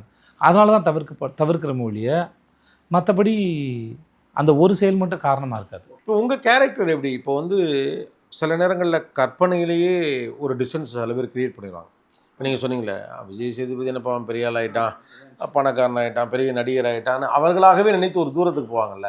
எதை மாதிரி கன்வின்ஸ் பண்ணி திரும்ப உள்ள சேர்த்துக்கு பார்ப்பீங்க? முன்னாடி இருந்தேன் சார், இப்போ இல்லை சார். நான் ஏன் ஒருத்தருக்கு ஒரு நன்மையை கொடுக்கும்போது அவருக்கு புரியலைன்னா புரிய வைக்க ஒரு முறை 2 முறை முயற்சி பண்ணுவேன். அப்போ நம்ம முயற்சி பண்ணும்போது என்ன நினச்சிக்கிறாங்க, நம்ம வலுக்காட்டாமல் அவங்க வாழ்க்கைக்குள்ளே போகிறோன்னு நினைக்கிறோன்னு அவங்களை திரும்பி நம்மளுக்கு தள்ள ஆரம்பிச்சிடறாங்க. சரி ஓகே, நீ வேலையை பாரு, நான் வேலையை பார்க்குறேன், எனக்கு இதுக்கு மேலே காலம் இல்லை உட்காந்து புரிய வச்சு. இவ்வளோ நாள் இருந்தபோதே உனக்கு என்ன புரியலன்னா இனிமேல் நான் என்ன இது வரைக்கும் நான் அப்படி ஒன்றும் உனக்கு எந்த கெடுதலும் பண்ணாத போது, உங்களோட நட்பாக இருக்கும்போதே உனக்கு என்ன புரியலன்னா இனிமேல் உனக்கு அதை நிரூபித்து நான் ஒன்றும் ஆக போகிறதில்ல. ஸோ உனக்கு தான் அது இல்லை. ஸோ அதனால் அந்த கால வரையும் தேவையில்லை. அதனால் நான் அந்த ஸ்பேஸ் கொடுக்குறது. ஒன்றும் தெரியாமல் பழகி எதுவுமே இல்லாமல் அறிமுகமாயிருப்பேன் சார். அப்புறம் ஃப்ரெண்டாக இருப்பேன் சார். அப்புறம் நான் சில நன்மைகள்லாம் செய்து அந்த நட்பு இன்னும் இருக்கும். திரும்பி ஏதோ வகையில் அவங்களுக்கு எதுவும் மிஸ் அண்டர்ஸ்டாண்டிங் இருக்கணும், நம்மக்கிட்ட அந்த ஸ்பேஸ் இருக்கும், பேசினா கிளியர் பண்ண முடியும். அந்த ஸ்பேஸ்க்குள்ளே வராமல் நம்ம தப்பாக நினச்சிக்கிட்டே இருக்காங்கன்னு வச்சுக்கோங்க சார். அவர்களை கூப்பிட்டு வச்சு நம்ம நிரூபித்து என்ன சார் ஆகுது, அப்புறம் கொளுத்தி விட்டுருவாங்க. அதனால் அது அவசியம் இல்லாது. ஓகே. இப்போ விஜய் சேதுபதினா ஒரு டவுன் டு எர்த்தானவர், ரொம்ப சிம்பிளான ஆள், நல்ல மனுஷன். இப்போ எல்லார்கிட்டமும் ஒரு அபிப்பிராயம். அது பெரிய பாரம் சார். அதான் கேள்வி, அது பாரமா? நீங்கள் நான் வாட்டுக்க என் வேலையை பார்த்து நானாகவே இருந்துட்டு போகிறேன் சார். நேற்று கூட இன்டர்வியூவில் இருக்கும்போது அப்படி சொல்லும்போது எனக்கு ரொம்ப கூச்சமாக இருக்குது. நம்ம என்ன பண்ணுறோன்னா, நம்ம வேலைக்கு போகிறோம், நம்மளை பார்த்துக்குறோம், நமக்கு என்ன தோணுதோ அதை பேசுகிறோம், இல்லை அப்படி இருக்கிறோம். தப்புன்னா யாரை சுட்டி காட்டினா ஓகே தப்பாக இருக்கு போல இருக்குது, இல்லை அது தப்பு இல்லைன்னா அது பேசிக்கிறோம். ஸோ இது எல்லோரும் பண்ணுற ரொம்ப இயல்பான ஒரு சாதாரணமான விஷயம் தான். அது மேலே நீங்கள் சாதாரணமாக இருக்கிறது மேலேயே நீங்களாக இருக்க மேலே ஒரு பெரிய அது செலிப்ரேஷனாக ரொம்ப ஸ்பெஷலாக பார்க்கப்படுதுன்னு வச்சுக்கோங்களேன். அது மேலே நமக்கு இதில் என்ன இருக்குது அப்படின்னு தான் தோணுது. சாதாரண விஷயத்துக்கே கூடுதலாக பாராட்டுறாங்க அப்படின்னு தோணுது. அது சாதாரணமாக இருந்துட்டு போகிறது, அது சாதாரணமான விஷயம் தான். நீங்கள் எதாவது மென்ஷன் பண்ணி என்ன கேட்டிங்கன்னா, இப்போ நீங்கள் சொன்னீங்கல்ல நான் செட்டில் எல்லாரும் பழகிறேன், அது சாதாரணமானது. இப்போ நம்ம ஆரம்பிக்கும் போது எனக்கு இவங்களாம் சாப்பிட்டாங்களான்னு எனக்கு அது என் இடத்துக்கு வந்திருக்கீங்க, அது ரொம்ப சாதாரணமானது தானே. உங்கள் வீட்டுக்கு வந்தால் நீங்கள் கேட்க மாட்டிங்களா? இந்த பிக் பாஸ் ஃபஸ்ட்டு சீசன் ஆரம்பிக்கும்போது யாரோ சொன்னார், எங்கள் ஊரில் யாரும் முதல்ல சாப்பிட்டீங்க தான் கேட்போம். எங்கள் ஊரில் மட்டும் உண்மை தானே. எங்கே போனாலும் யாராக இருந்தாலும் ஒருத்தர் வந்தவங்களை உபசரிக்கிறது ரொம்ப சாதாரணமான செயல் தான். இதே போல் தான் சாதாரணமான செயலை தான் நான் பார்க்குறேன். ஆக்சுவலாக ரொம்ப இயல்பான செயல்பாடுகளை கூட ஒரு அதீதமாக க்ளோரிஃபை பண்ணுறது கொஞ்சம் அதிகரிச்சிருக்குன்னு நினைக்கிறீங்களா? அவர் ரொம்ப நல்லவனாக இருக்கணுங்கிறது நார்மலான விஷயம் தானே. சார் நல்லவர் கெட்டவரையும் விட்டுருங்க சார், அது அதுக்கும் கீழே தான் சார் இருக்குது.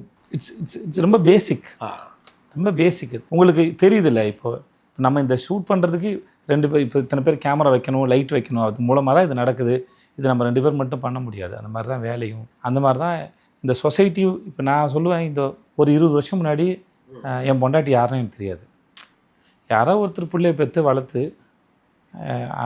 என்னை யாரோ எங்கள் அம்மா அப்பா பெற்று வளர்த்து, இந்த 2 பேரும் சேர்ந்து இன்றைக்கி ஒரு குடும்பமாக இருக்கிற போது நம்ம எல்லாருமே இந்த சமுதாயத்தை சார்ந்தா இருக்கும். யாரோ ஒருத்தர் வந்து பிள்ளையை பெற்று வளர்த்தா தான் அவன் எனக்கு ஃப்ரெண்டாக மாறுறான். இப்படி எல்லாரும் சேர்ந்து உங்களுடைய எல்லா வேலையும் செய்கிறதுக்கு யாரோ ஒருத்தர் தேவைப்படுது. சட்டையை செய்கிறதுக்கோ, சாப்பாடை செய்கிறதுக்கோ, வண்டிக்கோ, ஏதோ ஒன்றுக்கு நம்ம எல்லோரும் ஒருத்தர் நம்மளை மீறி ஒருத்தர் பகிர்ந்துக்கிட்டே தான் இருக்கிறோம். இதுதான் இதோட பேசிக்காக இருக்குது. அப்படி தான் என் வேலையும் இருக்குது. நான் அப்படி தான் அந்த மனிதரோட பழகிறேன். அது ரொம்ப இட்ஸ் லைக், இது நல்லவருங்கிற இமேஜ் கூட கிடையாது, அதுக்கும் கீழே தான் அது. இட்ஸ் நல்லவருங்கிறது கூட மேலே நார்மலாக இருக்கிறது நார்மல், அது நார்மல் தானே. ஆனால் இது வந்து இந்த இமேஜ் இருக்குல்ல, இது வந்து சின்ன பிசகு கூட பண்ணாமல் நம்ம போகணுமேங்கிற பதட்டத்தை கொடுக்குதா? ஏன்னா ரொம்ப நல்லவர் அப்படின்னு சொல்லிட்டா இதுக்காகவே எப்போ பார்த்தாலுமே சரி, அதுக்கெலாம் ரியாக்ட் அதெல்லாம் நான் அதுக்கெலாம் நான் ஒன்றும் பெருசாக அந்த பதட்டம்லாம் எனக்கு ஒன்றும் இல்லை. சொல்லும் போதெல்லாம் ஒரு கூச்சமாக இருக்கும். இதில் என்னங்க இருக்குது, அப்படி தான் இருக்குது. எனக்கும் நிறைய பேர் வந்து சொல்லி கொடுத்துருக்காங்க, உதவி பண்ணியிருக்காங்க. ஒரு நாள் சில சமயம் வந்து சார், ஒரு நாள் வந்து சார் துபாயில் வேலை போயிடுச்சு சார்.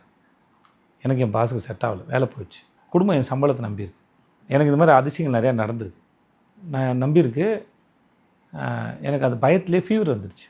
ஹாஸ்பிட்டல் போனால் டாக்டர் ஃபீஸ் அதிகம், நம்ம சம்பளம் வேறு கம்மி. இன்னொரு வேலை பார்த்துட்டேன். அந்த ஒரு வாரத்தை வேலையை பார்த்துட்டேன்.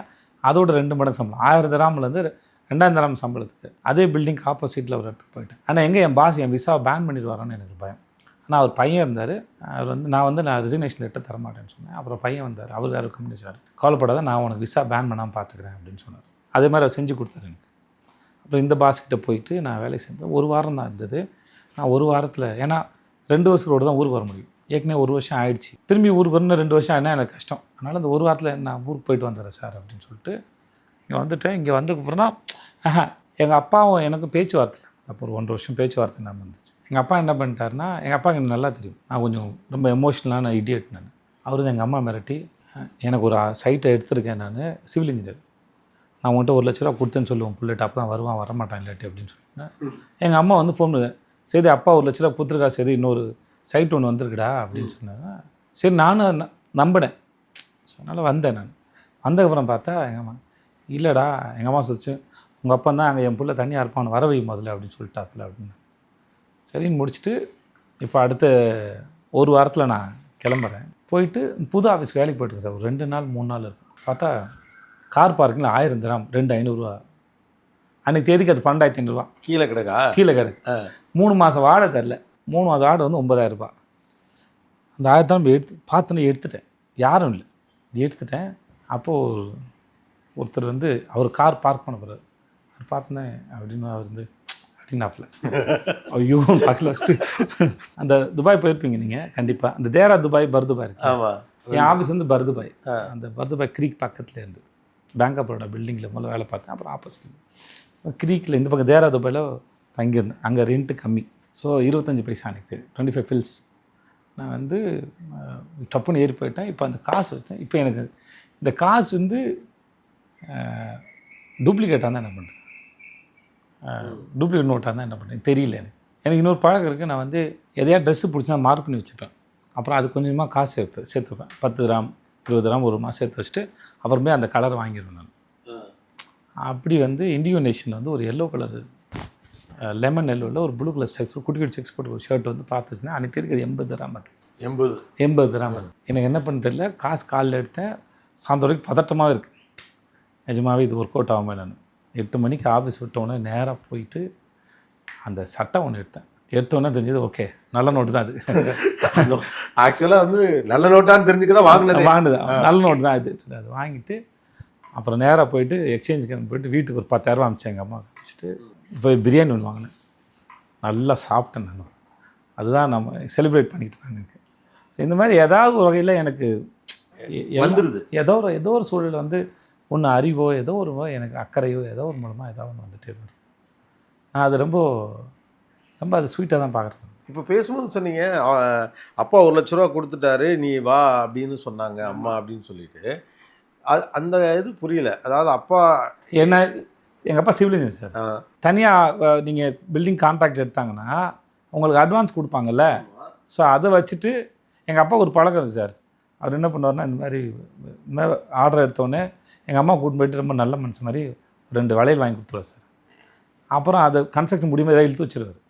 அப்புறம் அந்த வளையத்து நடப்பேன். ஸோ இது வழக்கம் நடக்கும். ஸோ அதனால் எங்கள் அப்பா பொறுத்த வரைக்கும் அவர் சொன்னால் வரமாட்டேன். எனக்கு ஒரு பேச்சுவார்த்தை இல்லாமல் இருந்தால். என்ன உங்களுக்கு உங்கள் அப்பாவுக்கு என்ன பிரச்சனை? இல்லை சார், நிறைய தம்மு தண்ணி அடிச்சிருந்தார். அவர் உடம்பு ஸ்பாயில் ஆகுதுன்னு சொல்லிட்டு நான் சொல்லிக்கிட்டே இருந்தேன். நான் கேட்கல. ஒரு நாள் வந்து சண்டையில் வந்து இதோட அவள் தான் இனிமேல் உனக்கு பேச்சுவார்த்தை இல்லை என்று பேசாதீங்க சொல்லிட்டு நான் அப்படின்னு நின்று போச்சு. அதோட வீட்டில் ஜென்ரலாக ஒய்ஃபோடலாம் என்ன பேசுவீங்க? இல்லை ஜென்ரலாகவே இப்போ இங்கே பேசுகிற மாதிரி லைஃப் பற்றி பிள்ளைங்க எல்லாம் இருக்கும்போதும் லைஃப் பற்றியோ இல்லை படம் பற்றியோ ஏதாவது படத்தை பற்றியோ இந்த மாதிரி எதாவது பேசுவோம். இல்லை உறவுகளை பற்றி பேசுவோம், வாழ்க்கையை பற்றி பேசுவோம். இப்படி தான் இருக்கும். இப்போ பெருசாக இருக்கும். ஏதாவது சர்ப்ரைஸ் பண்ணுவேன் வீட்டில், எதையாவது பண்ணுவேன் நான். ஆனால் குழந்தைங்களையோ இல்லை வீட்டையோ ஏதாவது ஒன்று அப்படி இருக்கும். ஆனால் மோஸ்ட்லி நான் படம் எதாவது பார்த்தேன்னா, நல்ல படம் பார்த்தேன்னா, ஒர்க் பண்ணிட்டு வந்தேன்னா, நல்ல டைரக்டர் ஒர்க் பண்ணிட்டு வந்தேன்னா, நல்ல சீன் நடிச்சிருந்தேன்னா, இல்லை நான் எதாவது இம்ப்ரூவைஸ் பண்ணியிருந்தேன்னா, இந்த மாதிரி எதையாவது போய் நான் அவங்ககிட்ட பகிர்ந்துப்பேன். என் நண்பர்கள்ட்ட பகிர்ந்துப்பேன். என் கூட என்னை அண்ணனாக பார்க்குற தம்பிகள்கிட்ட பகிர்ந்துப்பேன். இந்த சீன் எப்படி நடந்தது அப்படின்னு சொல்லுவேன். ஸோ இது மாதிரி எனக்கு தெரிஞ்சதை நான் ஷேர் பண்ணிப்பேன். நான் திரும்பி படம் பார்த்துக்கும்போது அந்த படம் வேறு ஏதாவது சொல்லும்.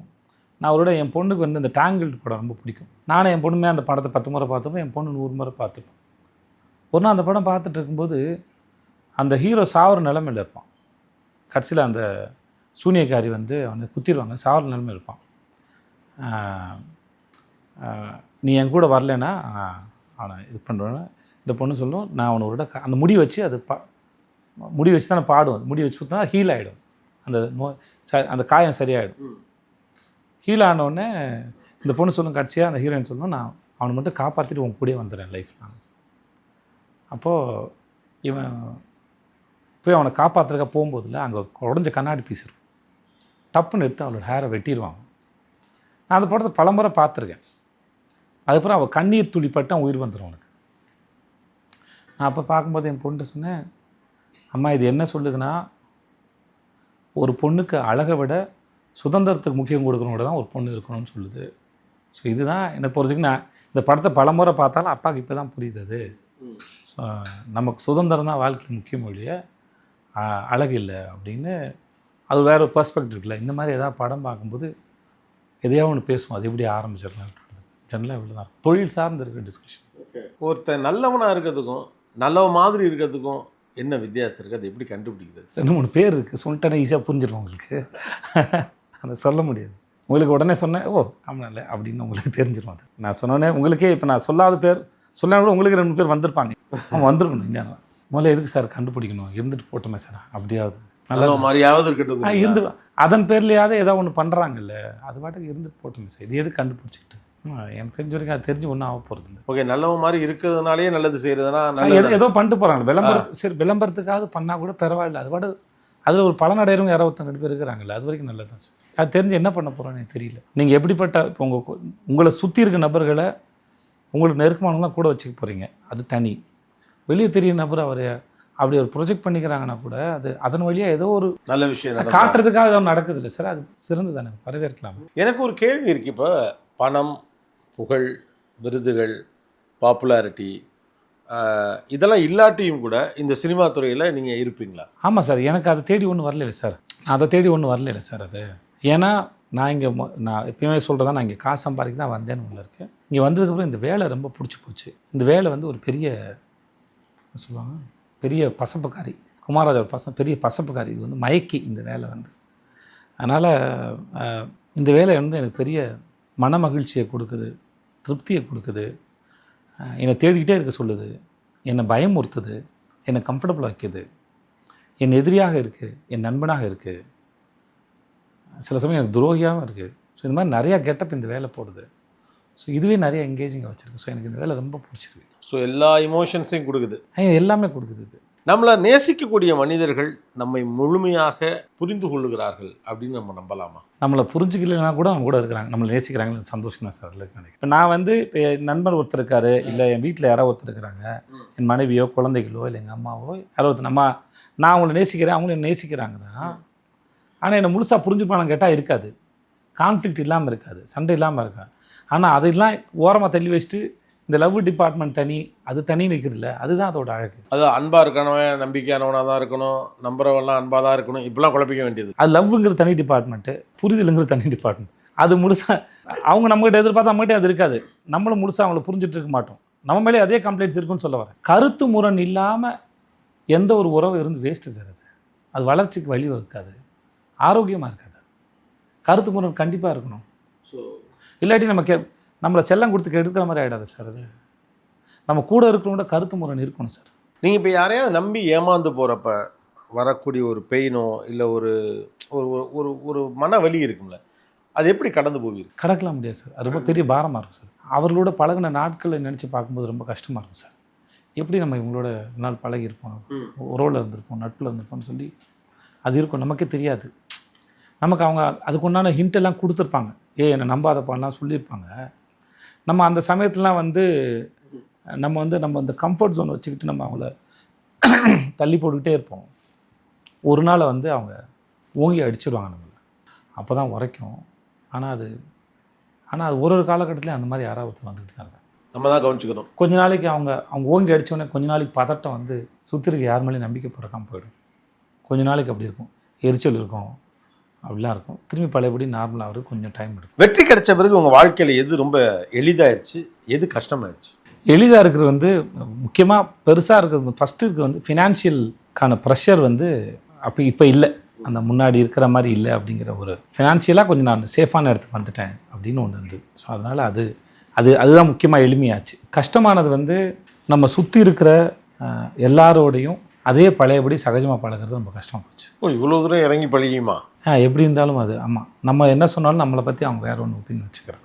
நீங்களாக தான் இருக்கீங்கன்னு போய் ப்ரூவ் பண்ணிட்டு. ஆனால் என்ன சொன்னாலும் அவர்களுக்கு அது வேற ஒன்று ஆயிடுது. நடிகராக நீங்கள் சொன்ன பொய்கள் அதிகமாக, மனிதராக நீங்கள் சொல்லாமல் விட்ட உண்மைகள் அதிகம்? நடிகர்னா நீங்கள் கேரக்டர்ஸ் மீன் பண்ண படத்தில் சொல்லலை, இல்லை ஒரு ஆக்டராக ஒரு சினிமா அப்படிங்கிற ஒரு ஃபீல்டுக்குள்ளே இருக்கிறப்போ. இல்லை, நாங்கள் ஒன்றும் பெருசாக பொய் சொன்னதில்லை, சில உண்மைகளை மறைச்சிருக்கலாம், ஆனால் பொய் பெருசாக சொன்னதில்லை நான் நம்புறேன். எனக்கு தெரிஞ்ச வரைக்கும் சிலது தேவையில்லாமல் சொல்ல தேவையில்லை தான் நினச்சிக்க போகிறாங்கன்னு சொல்லிடலாம். பட் மனிதராக தான் நிறையா பொய் சொல்லியிருக்கேன் சார். மனிதனாக தான் நிறைய பொய் சொல்லியிருக்கீங்க, இல்லாட்டி இங்கே எல்லாரும் சேர்ந்து இருக்க முடியாது சார். இப்போ நீங்கள் கவனித்த வரைக்கும் முன்னை விட பொருளாதார ரீதியாக கொஞ்சம் பெட்டராக இருக்கும் அப்படின்னு தோணுது. எக்ஸ்போஷர் கூட இருக்குது, பொதுவாக சொல்கிறேன், ஓவராலாகவே. நிறைய கடைகள்லாம் பார்க்கும்போது எல்லா கடைகளும் கூட்டம் இருக்குது. ஓரளவு காசு இல்லைன்னு சொல்லிட்டு இருந்தாலும் கடையெல்லாம் கூட்டமாக இருக்குது, எக்ஸ்போஷர் இருக்குது, டெக்னாலஜி இருக்குது, அப்புறம் வாய்ப்புகளுமே கூட இருக்க மாதிரி ஒரு ஃபீலிங் இருக்குது. ஆனால் கூடுதலாக முன்ன விட பயப்படுற மாதிரி ஒரு ஃபீலிங் இருக்குது. வாய்ப்புகள் சந்தர்ப்பங்கள்லாம் இருக்கப்ப கொஞ்சம் நம்பிக்கை தான் வரணும், ஆனால் கூடுதலாக முன்ன விட பயப்படுறாங்க சார். ஆமாம் சார். ஏன் அந்த எண்ணம் வருது? இதெல்லாம் இருந்தும் கொஞ்சம் நம்பிக்கை தானே வரணும். இல்லை சார், மேபி எல்லாம் தொடர்ந்து இருக்குமாங்கிற முன்னாடி ஆப்ஷன்ஸ் இல்லாமல் இருந்தது, பெருசாக அவங்களுக்கு தேவைகள் பெருசாக இல்லாமல் இருந்தது. அதனால் நம்ம அடைய வேண்டியதும் நமக்கு அளவோடு தான் இருந்தது.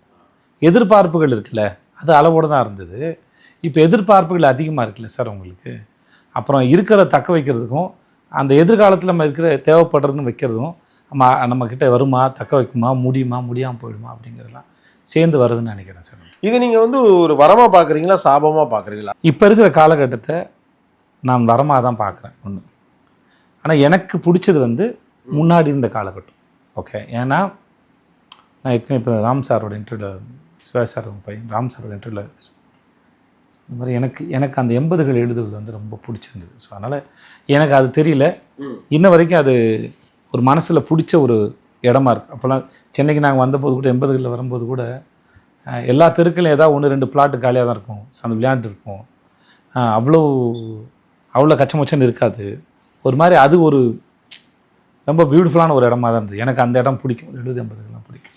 ஆனால் இப்போ இருக்கிறது நான் ஏன் வரேன்னு சொல்கிறேன்னா, முன்னாடி விட இப்போ உங்களுக்கு அவேர்னஸ் கொஞ்சம் அதிகமாக இருக்குது. இப்போ இன்றைக்கி நீங்கள் ஒரு விஷயத்தை யோசிக்கிறீங்க அப்படின்னா உங்களுக்கு அந்த விஷயத்தை அடையிறது எப்படின்னு சொல்கிறதுக்கு ஆள் இருக்குது, அது தப்பு எதுன்னு சொல்கிறதுக்கு ஆள் இருக்குது, எங்கே போய் சேருதுன்னு சொல்கிறதுக்கு ஆள் இருக்குது, உங்களை சாந்தப்படுத்துறதுக்கு ஆள் இருக்குது. இந்த உலகம் உங்கள் கையில் இருக்குது. இப்போ வெறும் அதை தேர்ந்தெடுக்க வேண்டிய இடத்துல மட்டும்தான் இருக்கீங்க. சிம்பிளாக சொல்லணும்னா, முன்னாடி டிவியில் என்ன போடுவாங்களோ அதை பார்த்துக்கிட்டு இருந்தோம். இப்போ என்ன பார்க்கணுங்கிற அல்காரத்தை நீங்கள் தான் டிசைட் பண்ணுறீங்க. அந்த அல்காரதம் நீங்கள் சொல்லிவிடும் நீங்கள் யாராக இருக்கிறீங்கன்னு சொல்லிட்டு. ஸோ அதை வச்சு உங்களுக்கு என்ன தேவையோ அதை நோக்கி நீங்கள் நகர்ந்துக்கலாம். உங்களுக்கு அது ரொம்ப ஓப்பனாக இருக்குது நான் நம்புகிறேன். நிறைய மாறி இருக்குது. பெண்களுக்கான சுதந்திரம், படிப்போ, இந்த எல்ஜிபிடிக்கு அவங்களுக்கான சுதந்திரமோ, அது மேலே இருக்கிற பார்வையோ, சில வார்த்தைகள்லாம் நீங்கள் யாரையும் காயப்படுத்த மாதிரி வார்த்தைகளை படத்துலையோ வெளியே பயன்படுத்த முடியாது. தைரியங்கிறது ஆம்பளைக்கு மட்டும்தான், அப்படி இல்லை. தைரியங்கிறது அது ஒரு பொது சொல்லு தான். தைரியமான ஆம்பளை அப்படிலாம் சொல்ல முடியாது, அது ஒரு பொது சொல்லாக இருக்குது. இந்த மாதிரி நிறையா விஷயத்த வந்து சினிமாவிலேயோ பொது மேடைகள்லேயே வந்து நீங்கள் பிற்போக்குத்தனமான விஷயங்களை பேசுனீங்கன்னா உங்களை எதிர்த்து பேசுகிறதுக்கு, கருத்து சொல்கிறதுக்குன்னு இருக்குது. நமக்கு வந்து தெளிவடைய முடியும். பிற்போக்குத்தனத்தை விரும்புகிறவங்க அந்த பக்கம் போய்க்கலாம். அதுக்கு அகைன்ஸ்டாக இருக்கிறவங்க, பகுத்தறிவு சார்ந்து இருக்கவங்க அதை தேர்ந்தெடுக்க முடியும். எல்லாத்துக்கும் இங்கே இருக்குது. முன்னாடி மாதிரி யாராவது வந்து ஊரில் மைக்கு போட்டு பேசி தான் உங்களை வந்து பகுத்தறிவாதியை மாற்றணுமோ அப்படிலாம் ஒன்று கிடையாது. இப்போ இந்த பக்கம் பேசுகிறவங்கள உங்களுக்கு பிற்போக்குத்தனமான சிந்தனைக்கு இழுக்கிறவங்க இருக்கும்போது பகுத்தறிவு சார்ந்து முன்னோக்கி கூட்டு போகிறதுக்கும் ஆள் இருக்குது. இப்போ உங்கள் கையில் இருக்குது, உங்களுக்கு எது வேணும் தெரிஞ்சுக்கிறது. Everything is available.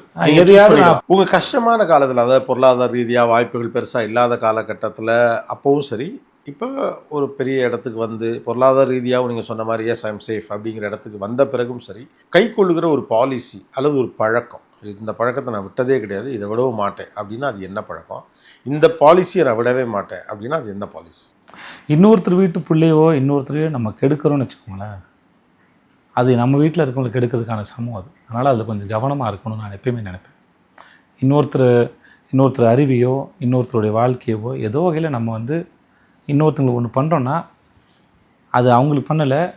ஏன்னா நம்ம எல்லோரும் ஒருத்தரோட ஒருத்தர் கனெக்டடாக இருக்கும். அதனால் அந்த வேலையை செய்யும்போது கொஞ்சம் பொறுப்பாக இருக்கும்னு நான் நினச்சிப்பேன். அது எதுவாக இருந்தாலும் சரி, இல்லை இன்றைக்கி பண்ணுறது தப்பாகிடுச்சுனா கூட நாளைக்கு அதை சரி பண்ணிக்கணும்னு நினைக்கிறேன். அது ஸோ அது ரொம்ப முக்கியமானது நினைக்கிறேன். எனக்கு என்ன தெரியும் என்ன தெரியாதுன்னு என்னுடைய இருக்கிற செல்ஃப் அனலைசேஷன் எப்பயுமே வச்சுருக்கேன். நான் சுய மதிப்பீடு தானே, சுய மதிப்பீடு. அது ஈகோ இல்லாமல் எனக்கு தெரியாது. நம்ம எப்பயுமே அதை வச்சுக்கணும். எப்பயும் தெரியலன்னா அது எத்தனை பேர் இருந்தாலும் தெரியலன்னு ஒத்துக்கிறதுக்கு உண்டான ஆளாக நபராக நான் இருக்கணும். தெரிஞ்ச மாதிரி காட்டிக்கக்கூடாது.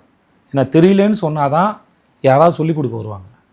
இல்லாட்டி தெரியலைங்கிறத மறைக்கிறதுக்கு பழகிட்டோன்னா மறைக்கிறது மட்டும்தான் மாஸ்டராக இருப்பேன் ஒழிய தெரிஞ்சிக்க மாட்டேன் நான். அதனால் தெரிஞ்சுக்கணும் முக்கியமான ஒன்று இருக்குது. இப்போ எனக்கு ஒரு விஷயம் தெரியலேன்னு வச்சுக்கோங்களேன், அதை நான் தெரியலேன்னு சொல்கிறதன் வழியாக என் மீதான மதிப்பு குறையுமா, மதிப்பு கூடுமா? கூடும்.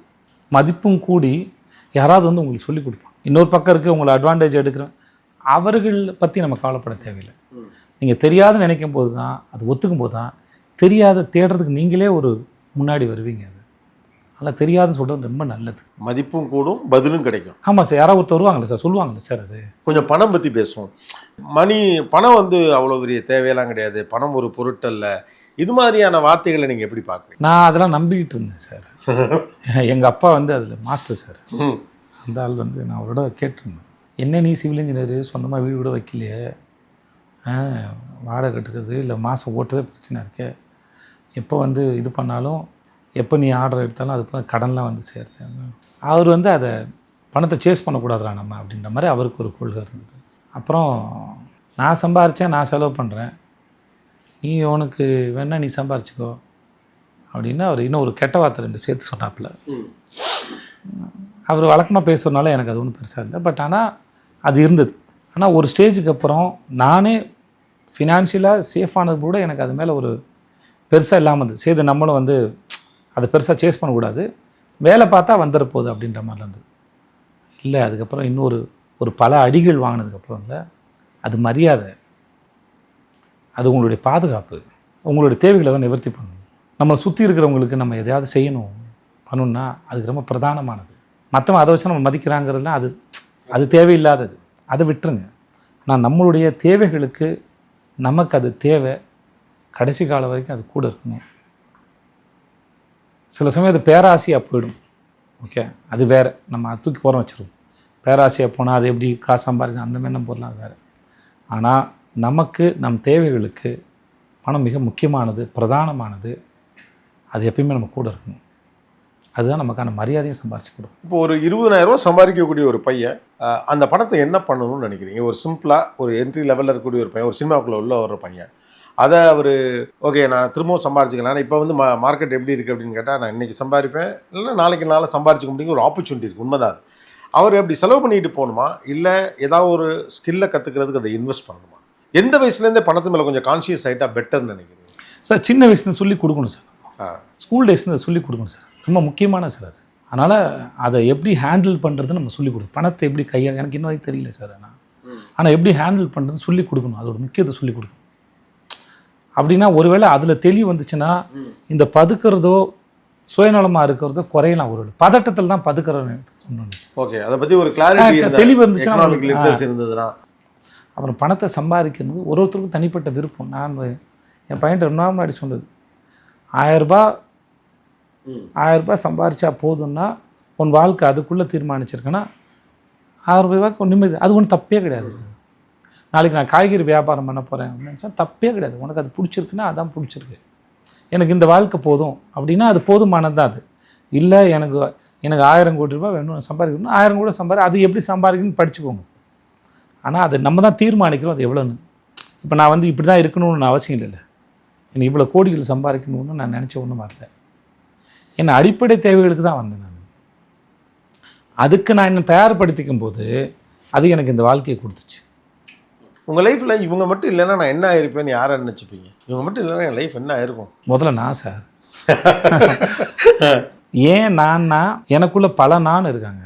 ரொம்ப தாழ்வு மனப்பான்மை உள்ள ஒருத்தன், ரொம்ப மோசமானவன், என்னுடைய பெரிய எதிரி, எல்லாத்துக்கும் வேறு யாரும் மேலே பழி போட துடிக்கிற ஒருத்தன். இத்தனை பேரையும் அனுசரித்து இதெல்லாம் சேர்ந்தது நான் தான் வானும் முன்னாடி கூட்டிகிட்டு போகிற ஒருத்தன்.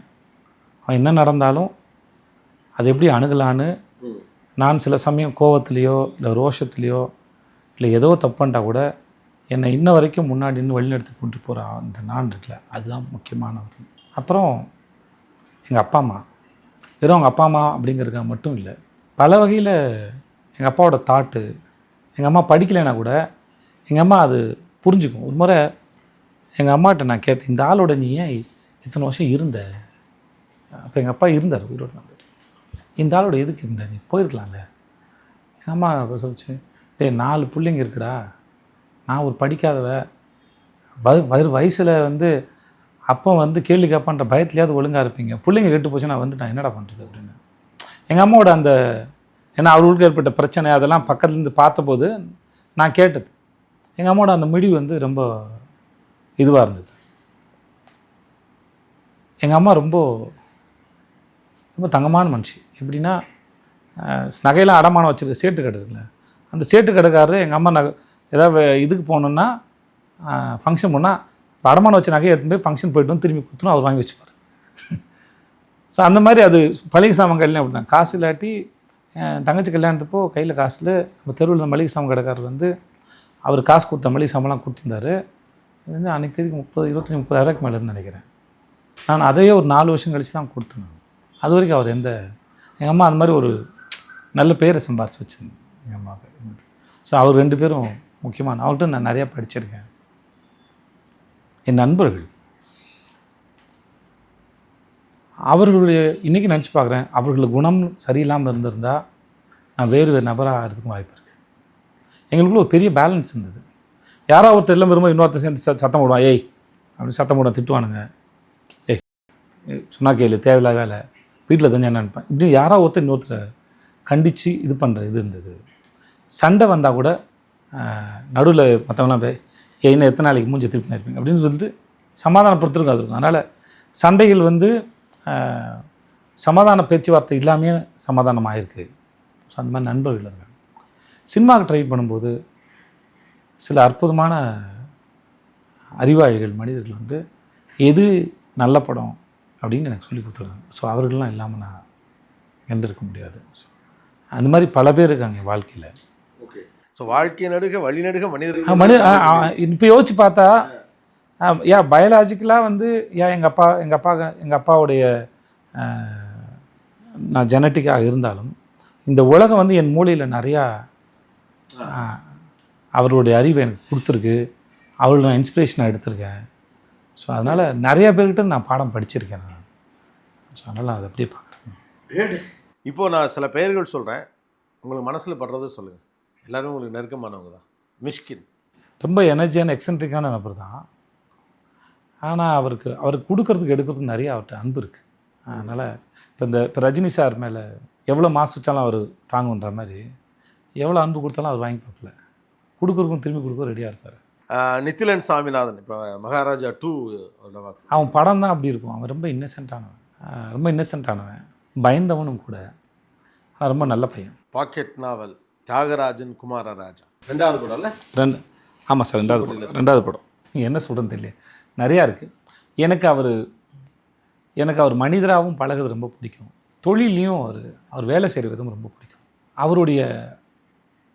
அவரும் ஒரு வேலை நமக்கு எல்லாம் கொடுக்குதும் போது அந்த வேலையை வந்து பொறுப்போடு செய்யணும்னு தான் இருப்பார்.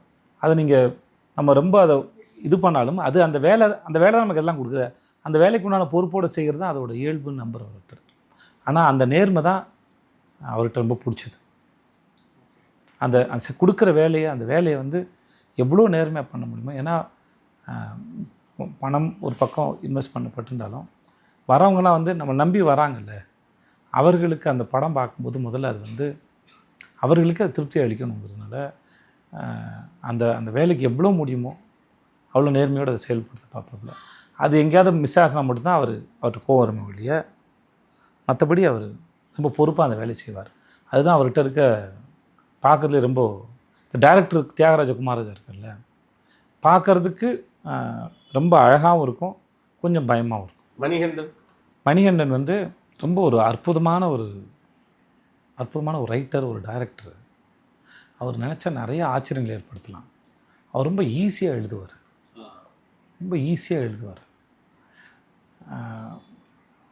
அவர் இது வரைக்கும் சொன்ன எல்லா கதைகளுமே எல்லா சமயமும் சரி, அவர் ஒரு முறையும் சொல்லும்போது எப்படிடா இந்த ஆள் யோசிக்கிறாப்புலன்ற மாதிரி ஆச்சரியப்படுத்தும். ஆனால் அந்த ஆள் ரொம்ப சாதாரணமாக அதை செய்வாப்புல. நமக்கு ரொம்ப ஆச்சரியமாக இருக்கிற ஒன்றுத்தை அவர் ரொம்ப சாதாரண சமசமாக ஏதாவது ஒரு ஐடியா அவர் பேசுகிறான்னு வச்சுக்கோங்க, இது எப்படி தலைவரன் அந்த தலைவர் எல்லாம் வந்துடும் அவர் ஒன்று சொல்லுவார். ஆனால் நமக்கு அதை அவர் அச்சீவ் பண்ணுற போதும் ஆச்சரியமாக இருக்கும். அந்த ஆள் இப்போ இப்படி இளையராஜா பற்றி சொல்லுவாங்கள்ல, இந்த கமல் சார் சொல்லியிருப்பார், இஞ்சி விட்டு பழகி சொல்லும்போதே அது ஃபுல் டியூன் வந்துருச்சுன்னு தெரியும் சொல்லியிருப்பார். அந்த மாதிரி சும்மா லைன் சொல்லும்போதே அவருக்கு ஆல்மோஸ்ட் ஃபுல் ஸ்கிரிப்டும் உள்ளே இருக்கும் போல இருக்குது. ஆனால் அந்த கான்ஃபிடன்ஸ் தான் அவர் சொல்லுவார்.